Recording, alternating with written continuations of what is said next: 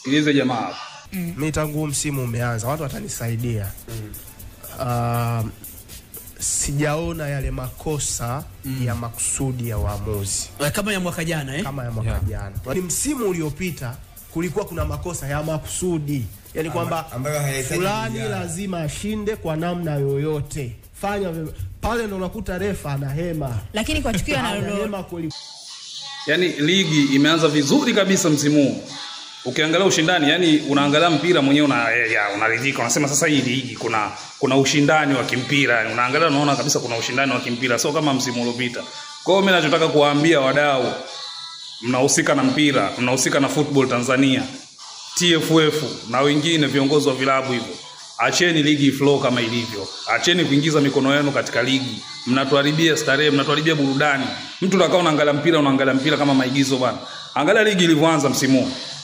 Mechi zilizochezwa hizi, unaona kabisa kuna ushindani wa kiligi. Jana Ibenge wamemsurprise JKT.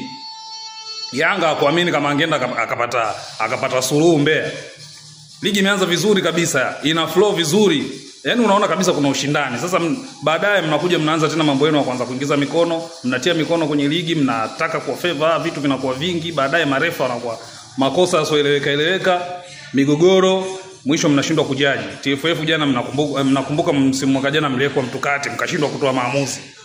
Msiruhusu tena hivyo vitu. Ligi ishaanza vizuri, flow ya ligi inaenda vizuri. Tuacheni tuburudike, acheni kuingiza mikono katika ligi, mnairudisha nyuma. Tulikuwa namba 5 ligi bora Afrika. Sasa hivi sijui tuko namba ngapi. Hata kwenye 10 bora sijui kama tupo bado.